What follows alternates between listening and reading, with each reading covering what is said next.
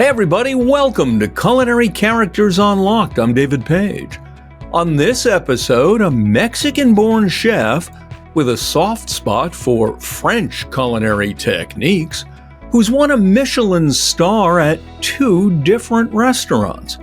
And now he's done a deal with Disney. Here's Carlos Gaytán. Chef, thanks for being here. How are you? Great. Thank you. Thank you for having me. I want to begin with a quote from you on your website. Mm-hmm. There's a Mexico that very few in other parts of the world know. It's my purpose to share it with them through my food.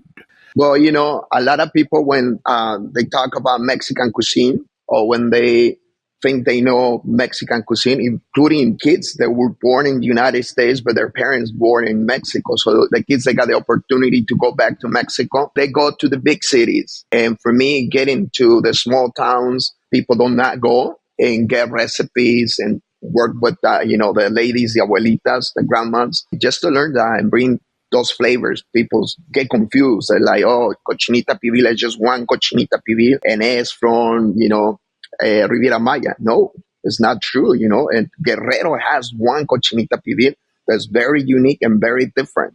The name is the same, but very different preparation. Which dish are you talking about? That's cochinita pibil. Which is? Pork braised with achiote, sour orange, and habanero pepper and spices. And the one that I'm talking about is very different. It's marinated with pineapple vinegar. Then normally is preparing home, guajillo peppers, almonds, avocado leaves, very aromatic, and cinnamon. So it's very aromatic and delicious. What many Americans don't focus on is that Mexican cuisine, like the cuisine of virtually every country, is not a monolith, that it is highly regional and within those regions, even highly local. Are you trying to wake us up? No, I just want to make sure that people understand our Mexican cuisine is really beautiful. What I really try to bring to United States, to understanding, that every single state in Mexico is like different country, because every single states, they have their own ingredients that they don't utilize is probably in other states. And that's the beauty of Mexico,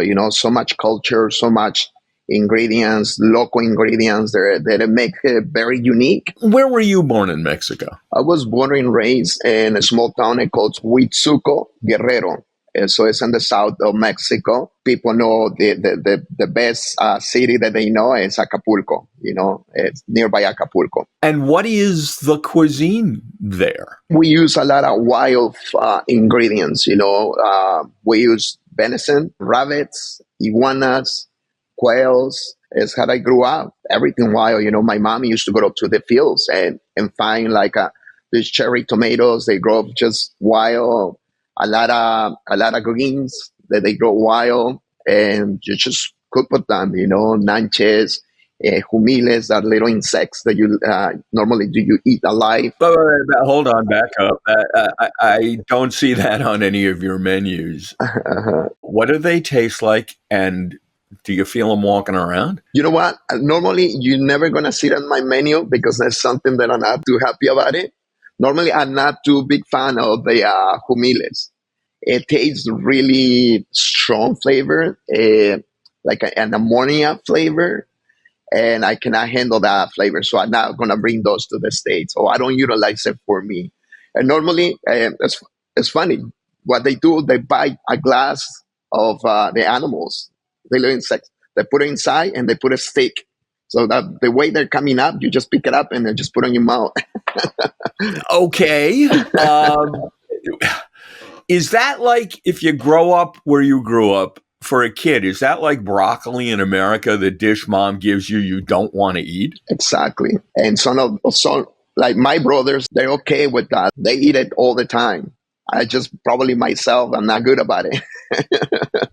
Well, listen, neither am I. So, although, in Seattle at Mariners baseball games, they sell fried grasshoppers. Fried grasshoppers.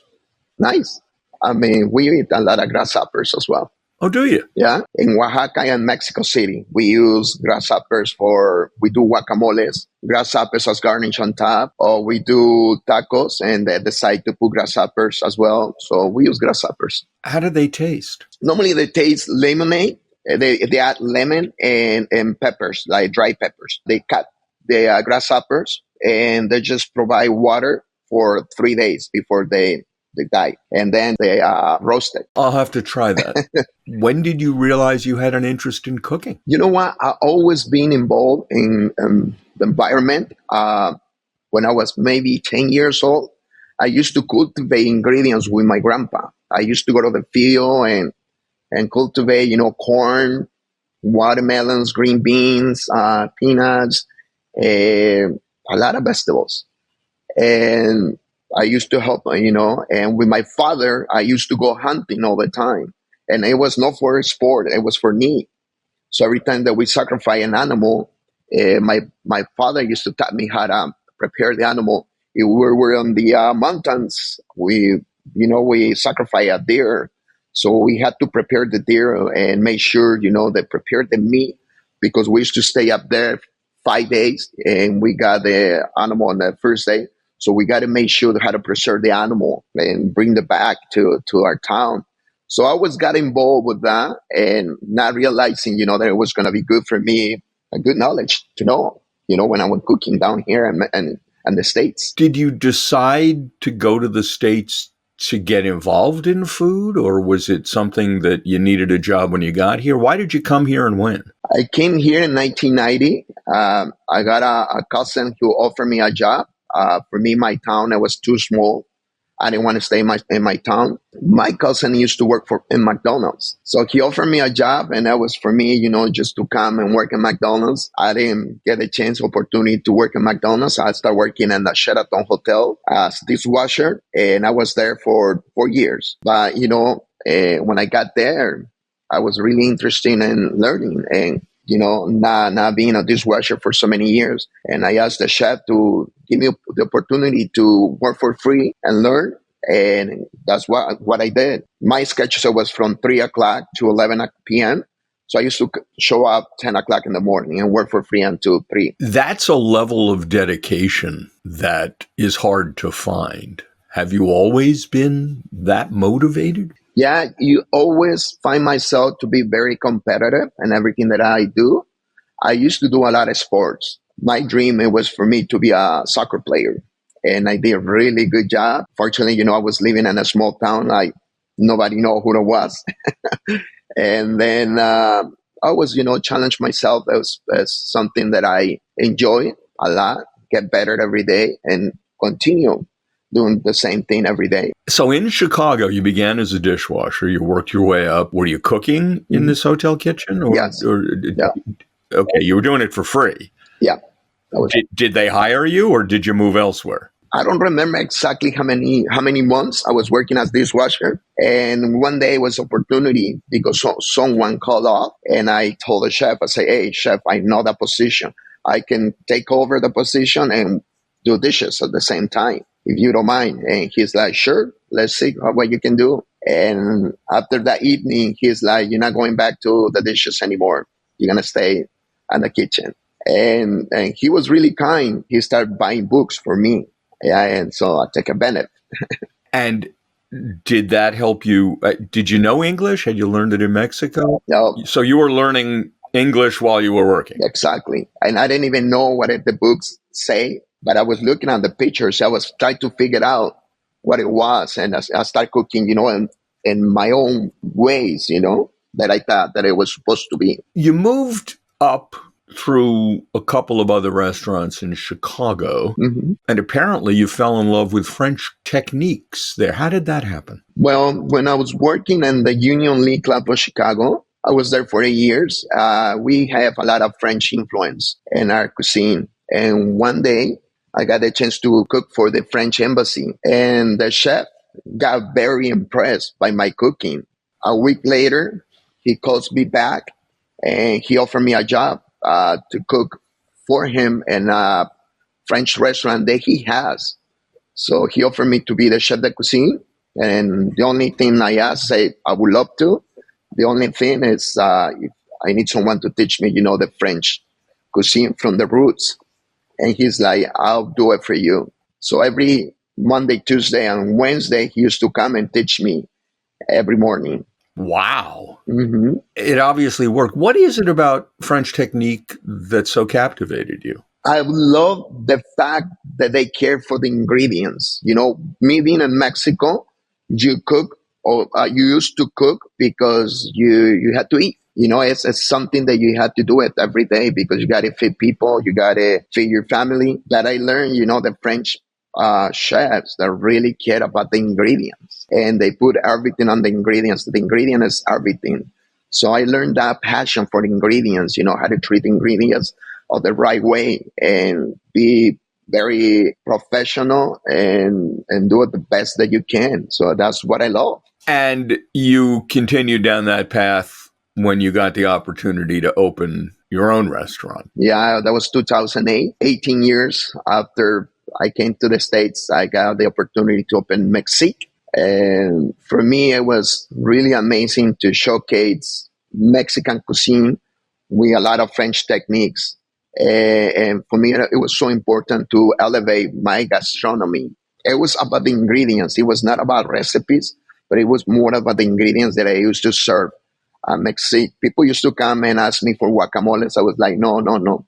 I know guacamoles, but I have a tasting menu, that hopefully you're gonna get impressed by and you're gonna enjoy it. And a lot of people they're like, oh no, no, we pay $12 for 3 tacos across the streets. Why are we gonna pay $80 or $100 in your cuisine? It's like, just give me the chance, give me the opportunity to serve you. Even if you don't like it, you don't have to pay for it. Well, obviously, Michelin liked it. You got a Michelin star. Yeah, The first restaurant you own. yeah. What is it that you were cooking? Tell me about some of the dishes. Well, let's see. One of my favorite probably was the lamb. It was lamb chops coated with Dijon mustard and then pistachio and herbs. And it was a side of what I used to call eggplant marmalade. It was eggplant cooked with honey and red wine vinegar and chile de árbol to get spiciness. And I had this little sope, the corn tortilla. It was filled with barbacoa de borrego, like lamb barbacoa. So it was basically braids, with the maguey leaves and serve it to the side with pico jalapenos. Now, is this something that is eaten in a part of Mexico? Is it your interpretation? Normally, it was my interpretation. It was sometimes, the barbacoa is something that you eat and in Querétaro, and I was trying to do that, but in my own ways, the barbacoa Querétaro. But they have, in this case, I'm gonna cook the lamb chops the right way so can people really enjoy it, and that's why I decided to go that way. Did the Michelin star impact your business? Michelin star really changed my life. Yeah, it was to the next level. I mean, I never worked for a Michelin star restaurant or a Michelin star chef in my life, but earning my Michelin star really, it took my career to another level. Well, what happened? What'd you do? Ooh, to be honest, when I got the Michelin star, I didn't know what Michelin star was until the next day when actually I was going to close that week. I was going to close Mexico because the restaurant was not doing well. Remember, it was a Monday night, me praying to God because I got nothing else to do. I was closing my restaurant. It was not doing good. Tuesday morning, I wake up, I went downstairs. I got a phone call for this lady telling me, she's calling me from the Michelin star. They follow me since I opened Mexico, and they're really impressed what I do, with my cooking. And they're going to give me my Michelin star, become the first Mexican Latino ever won a Michelin star. That was Tuesday. I remember that Tuesday night for dinner, I did 9 covers. The following Wednesday, I did like 150 and on and on and on. So it was no reason for me to close or anything like that. You retained your star the following year. Yeah. But then you closed. What happened? Yeah, I closed because I was thinking to do something different.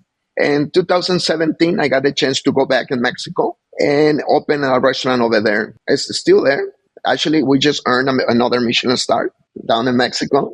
Congratulations. Thank you. What's the name of the restaurant? Ha. HA. It means water in Maya. Where in Mexico? Santa Riviera Maya in Playa del Carmen, inside Hotel Xcaret, Mexico. And recently, this past year, the Michelin guy came to Mexico, so they give us a first Michelin star. And we serve just one menu, a tasting menu, 12 courses, and it's a fine dining. When I did that in Mexico, I was like, now I want to go back to Chicago and reopen another concept. I want to make sure that people feel eating a Michelin star food in different ways. So I came back to Chicago in 2019 and opened Suco. But it's more comfort food, everything to share, big portions. We got a big gourmand right away. So What does Tsuko mean? Suco is a shortcut for Huitzuco.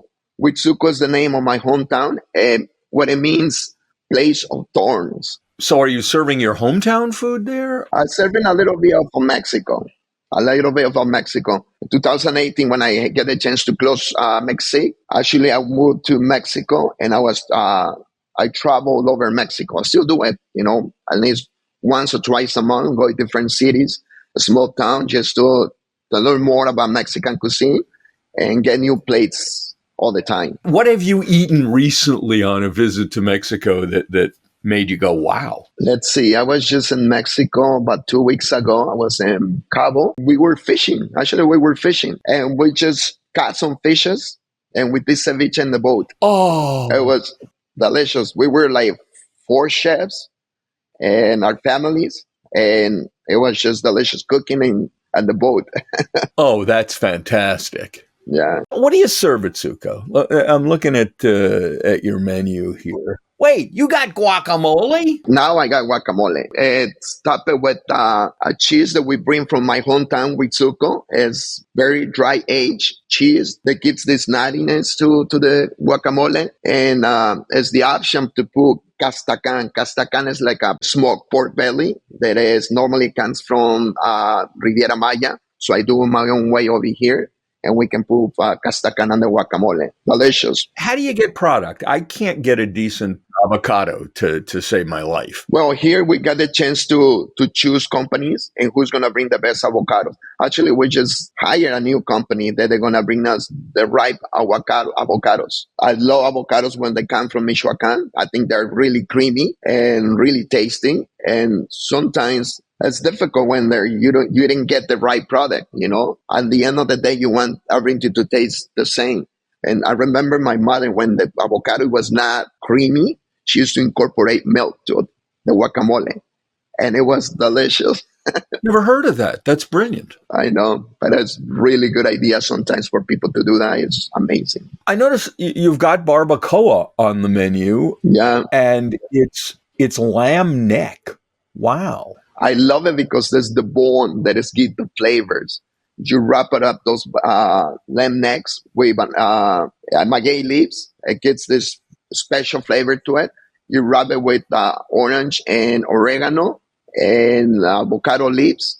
And that's it. It's the only thing you need. A little touch of salt. And we serve it with tortillas, jojoque, almost like a Greek yogurt. But we have a lot of influence from the Middle East. And they came to Puebla. So when you go to Puebla, you find they call tacos árabes, and they got jojoque on it. And normally, myself incorporate garlic that is being fried, chile serrano, and mint. So we blend everything together and get this freshness with the lamb and creaminess. What's the most popular dish there? The most popular is the cochinita pibil in here, which is my mother's recipe. Is your mother still with us? Yes. I'll tell you the story, as beautiful it is, that she taught me how to make that cochinita pibil. When I was ready to open Suco 2019, I went home and I spent a couple of weeks with my mom. And one day I said, I'm going to cook. So I told my family to come over, my brothers, the wives, kids. So I did the cochinita pibil the way that they taught me in the Riviera Maya, the masters, because I learned from the masters, And normally what I do, I try to do better job. And I cook my cochinita pibil, prepare everything. I serve it, and everybody was quiet. And I was like, this is not good. And I asked my mother, I said, Mom, how's my cochinita pibil? Very kind. Turns around and she's like, my dear son, tomorrow I will cook my cochinita pibil for you. I was like, ouch. Soon enough, the next morning I wake up, I went to the market with my mother. She prepared the cochinita pibil, way different than what I was taught, the flavors, there was huge difference. So I asked permission to my mother. I said, can I use your recipe for my restaurant? And she's like, the only condition is that I need to come and try and make sure that you do it right. So, okay, done deal. And it's going to make my cochinita pibil here. That's very popular. Gotcha. And I had the opportunity last year to open 3 restaurants with Disneyland in California. In downtown Disney, I had 3. And this year, I'm going to open 2 restaurants, one in Acapulco, that's hometown for me. And it's going to be very special because I'm going to utilize all my knowledge that I learned when I was growing up in my hometown with my mom. So it's going to be a lot of wild food in there. And then we're going to open in Los Cabos, San Lucas. So how many restaurants do you have at this point? Right now, 7. And you're continuing to grow. Yes. When you are in the business, sometimes it's difficult, like having just one place. It's not enough for, making living for getting old. You need to save money. Helping open, more restaurants is going to help you in my future. Can retire early, and living the life, that I want to. You make Mexican food in Mexico. Mm-hmm. And you make Mexican food in the United States. Is it the same? No. I learned how to cook most of my cuisine here in the States. And the ingredients are very different. When I go back to Mexico, if I want to use ingredients of my French influence, I use a lot of butter or heavy cream. And then the flavors are way different. Quality of butter and heavy cream in Mexico is not the same that way we had over here. It's not well done, and it's too much fat on it. That when you use it and want to try, the sauce or whatever you use in it, it seems like your mouth is covered with wax and you cannot get the right flavor. So most of the time, I bring my salsas from the States to Mexico. I just get fresh ingredients in Mexico, proteins, vegetables, but most of the cream, dairy products I bring with me from the States. I hate the word authentic because, frankly, once cuisines migrate to other countries, they naturally evolve. Mm-hmm. So I think the authenticity debate can be kind of snobby sometimes. Same. But how authentic, to use the word we don't like, is the majority of Mexican food served in America? It's, to be honest, it's varies so much. Just in my restaurant, it varies. I had very authentic dishes, totally authentic Mexican cuisine. What you'd eat in Mexico, right? Exactly. And some of my dishes, they're not authentic, but I believe in the future can be very authentic because we got to remember, these dishes that we call authentic got created by someone. They were not authentic. And because the time passed by, it became authentic. Now, I created dishes that I believe they're really amazing. And people come here and they ask me for the recipe. Now I got coming up to cooking books, on the market. And a lot of people, they follow me and every day they like, share, can you share some recipes with me? And I'm sure some of these dishes have been created. Hopefully in the future, they'll be authentic Mexican cuisine. Did you think twice? I mean, you're a Michelin star winning chef. Mm-hmm. Did you think twice about doing Disney? You know what? No. I won't tell them, just between us and the audience. No, to be honest, I think it was very exciting for me to do Disney. I had a chance to go and try the parks. And it was really sad to see that it was really bad cuisine. Right now, it's amazing because you don't have to leave. Like if you are in Orange County, you want to eat really good, you have to go to LA or you have to go Newport Beach. You got to go about an hour or 45 minutes away on Orange County. Now you get the chance just to come to Disney and you got 3 restaurants right there.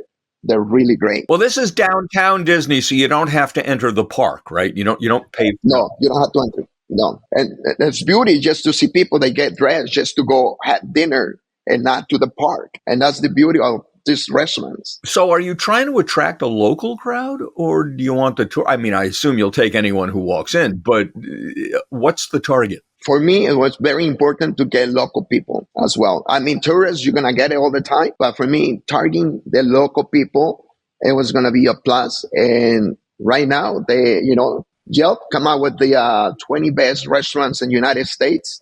Paseo came to be number 9. That's one of your 3 places in downtown Disney. What are you serving there? It's very similar menu, the ones that I have over here in Suco. It's the only 2 similars is Paseo and Suco. And everything else is different. Well, what else do you have? You've got something called Centrico? Centrico is a bar, downtown Disney.